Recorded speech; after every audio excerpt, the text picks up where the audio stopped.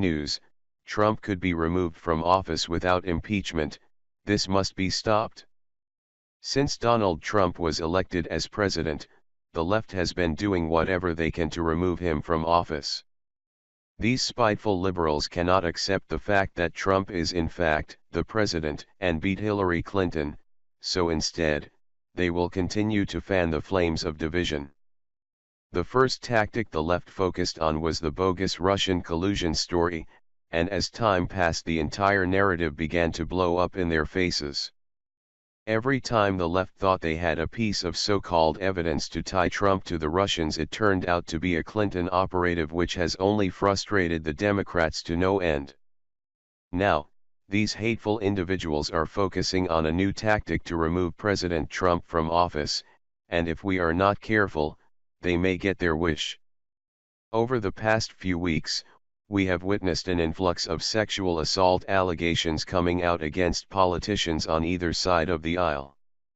Roy Moore, the Republican candidate for Alabama Senate, was hit with sexual assault allegations stemming from 40 years ago. Even though the claims were hardly corroborated and the chief accuser conceded that she did lie, the damage was already done, and Moore lost to the ultra-liberal Doug Jones last night. Soon after Moore was accused of sexual impropriety, the #Meta campaign took hold as women logged onto social media recounting their stories of sexual assault at the hands of high-powered politicians.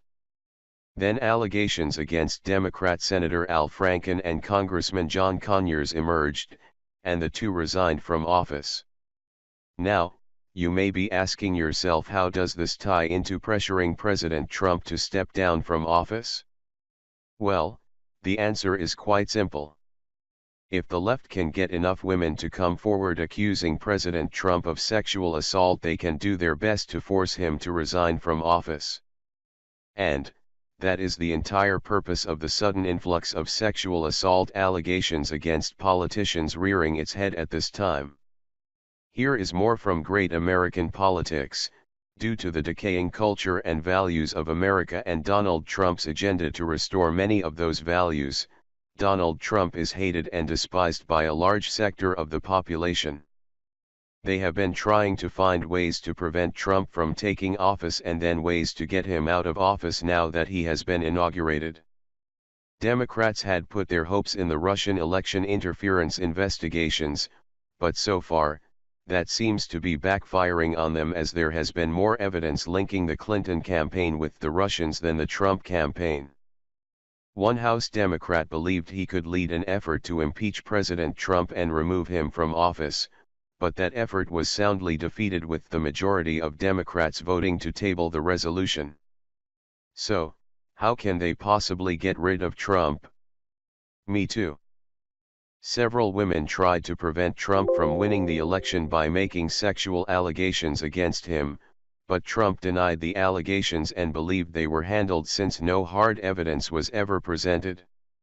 Now that the Me Too craze is causing several members of Congress to resign suddenly, over a dozen women have banded together to make sexual allegations against Trump, and immediately, some Democrats in Congress began calling for Trump to resign. Trump has responded by saying that the allegations are not true, they're fake news, and he denies all of the allegations. So, who will Congress believe, Trump or his accusers? If Trump is guilty, then Democrats need to be reminded how they vehemently defended Bill Clinton and refused to vote him out of office during his impeachment hearing. I'm not condoning the behavior, but right now, Trump is the best thing that could happen to America, and we need him in the Oval Office.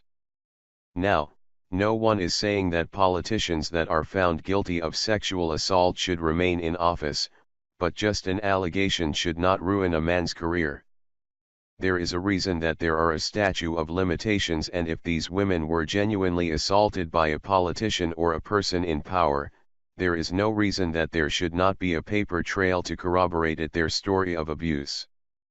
After years of silence, these women should not be given a platform to destroy someone based on what political office these men are for now, and that goes across the board.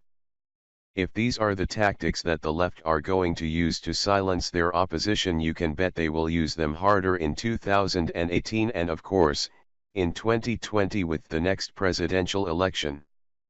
Make no mistake folks, this is a war we are in, and it is now the time to fight back against these tactics, or we can say goodbye to the United States.